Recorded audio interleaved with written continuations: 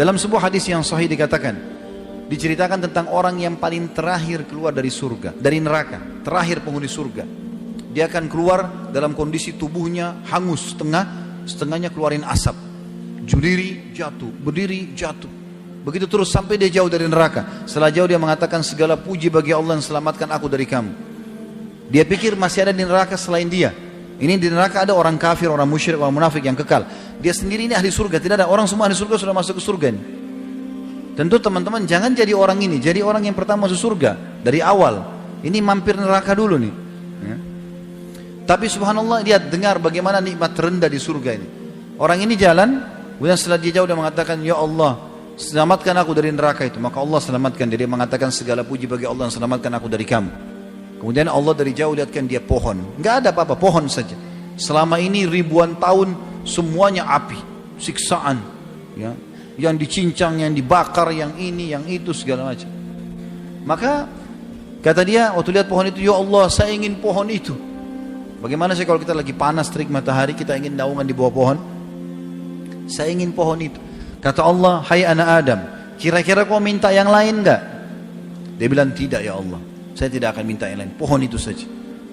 Maka Allah bawa dia dengan suruh malaikat bawa ke pohon itu. Dia bernaung di bawah pohon itu. Kata Nabi SAW, dia kira dirinya orang yang paling besar nikmatnya pada Allah, dari Allah, karena pohon itu saja. Padahal orang sudah di surga semua nih. Setelah dia nikmati, Allah lihatkan dari jauh pohon, ada buah-buahannya, ada airnya. Tadi nggak ada itu. Maka dia tergoda, dia mau manusia, tapi dia malu sama Allah. Tadi sudah janji tidak mau minta. Lalu dia bilang, ya Allah, pohon dan air, saya tidak minta lagi.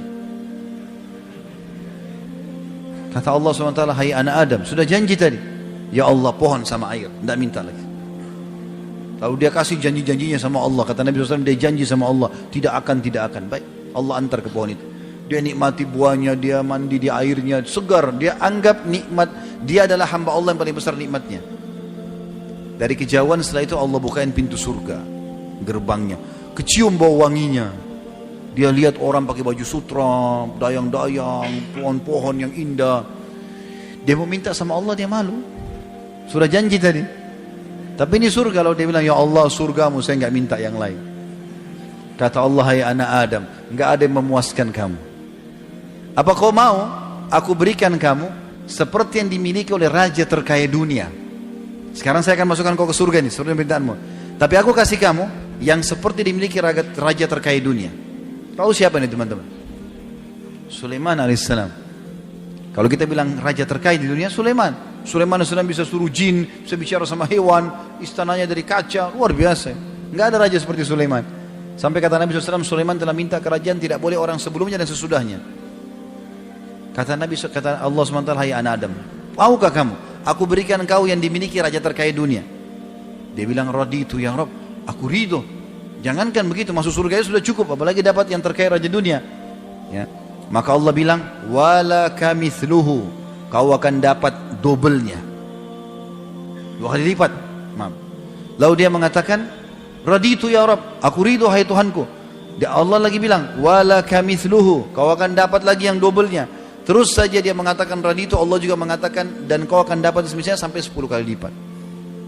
Saking gembiranya dia mengatakan, engkau adalah hambaku dan aku Tuhanmu ya Allah. Dia balik karena bahagianya dia. Jadi teman-teman, surga yang dijanjikan ini depan mata. Ada orang mati syahid di perang Khaybar. Orang ini baru masuk Islam, baru syahadat. Rupanya waktu Nabi SAW dengan 1399 pasukan beliau, 1400 dengan beliau SAW mengepung benteng, berhasil menembus benteng Yahudi. Ada 9 benteng, ada yang pertama tembus. Lalu Nabi SAW bagi-bagi harta rampasan perang. Rupanya orang ini pantau peperangan Nabi SAW. 40 hari dia lihat tiap hari peperangan Nabi. Maka dia tertarik lihat Islam. Orang sholat, baca Quran. Dia orang Arab, dia ngerti Al-Quran, bahasa Arab. Dia tertarik. Setelah Nabi SAW menang, dia datang kepada para sahabat tanya, ini agama apa kalian ini? Kata dijelaskan oleh para sahabat, ini agama Islam, di bawah itu adalah utusan Allah gini-gini. Dia tertarik, dia mau masuk Islam. Kata para sahabat, langsung aja ke Rasulullah SAW, di depan tuh. Nabi SAW lagi bagi-bagi harta rampasan perang.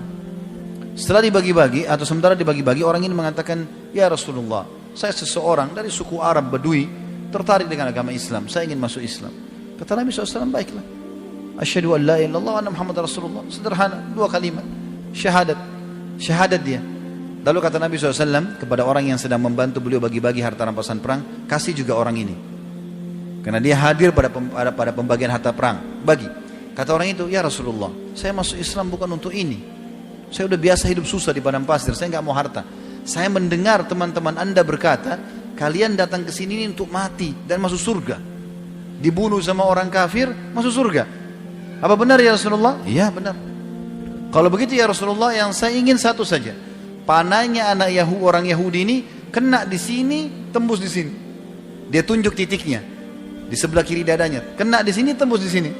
Kata Nabi SAW, kalau kau jujur, tulus, Allah kasih kau itu. Sudah. Akhirnya dia pergi.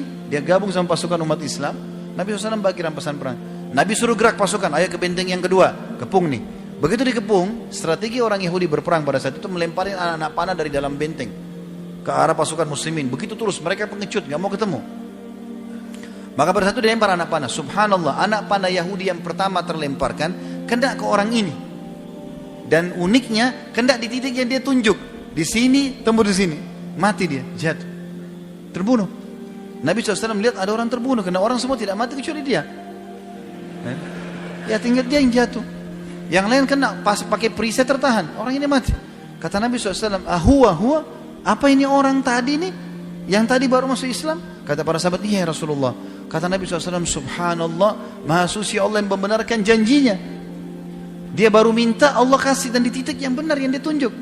Gitu kan? Lalu apa kata Nabi SAW? Siapa yang ingin melihat penghuni surga yang belum pernah sujud sekalipun, ini orangnya. Tidak pernah sholat ini, baru syahadat mati.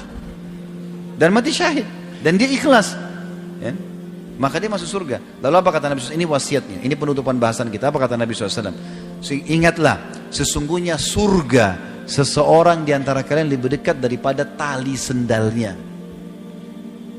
Azan, sholat, ada orang tua, bakti, ada celengan masjid, sedekah. Itu aja kok, amal-amal soleh yang sudah kita tahu. Itu, mati masuk surga. Lebih dekat dari tali sendal, kata Nabi SAW. Ini orang ini syahadat mati, masuk surga. Dan ingatlah, seseorang di antara kalian lebih dekat dengan nerakanya dari tali sendalnya. Hati-hati. Ke diskotik, mabuk-mabuk, ke karaoke, keluar tabrakan mati. Masuk neraka. Lebih dekat dari tali sendalnya. Dan ingat teman-teman, orang yang baik, orang yang soleh, Allah buat manusia suka. Allah suka dia, dikasih pahala banyak. Allah juga buat manusia suka. Kalau kita baik, asal antum ikhlas ya, bukan cuma performance saja, bukan cuma penampilan, betul-betul apa yang ada dalam zahir ini yang kelihatan, begitu dalam hati antum. Ikhlas kepada Allah. Allah akan buat itu efeknya besar. Orang pun akan suka sama kita. Allah suka, Allah kasih pahala, Allah juga buat orang-orang suka. Yang suka kita orang-orang yang soleh seperti kita tentunya. Orang yang fasik tidak bakal suka. Dia tidak suka dengan orang-orang yang baik, gitu kan? Begitu juga dengan teman-teman orang yang buruk, maka Allah benci. Allah buat juga orang tidak suka. Orang kalau walaupun dia teman dekat, tapi orang itu suka bohong, orang itu kasar, orang itu suka mukul, mencuri, temannya pun tidak suka sama dia. Tapi kalau orang jujur, amanah, santun, ramah, orang suka. Maka kenapa tidak jadi orang soleh ini? Apa uzurnya? Dan kenapa harus menjadi orang buruk? Untuk apa? Ingat, peringatan sudah sampai ke Bapak Ibu sekalian. Allah Subhanahu wa taala akan minta pertanggungjawabannya teman-teman. Maka ambil ilmunya, amalkan. Semoga insya Allah kita menjadi orang-orang saleh dan ditutup dengan husnul khatimah. Fil qalbi masyaa'ir ukhfiha qad ashraqat asy-syamsu 'alayha 'an khutatin lam a'ba'u fiha satakunu bi ayyami farqa fa hayati qabla al-halaqati tayhun bi daya'in bi shatati min duni na'imil ayati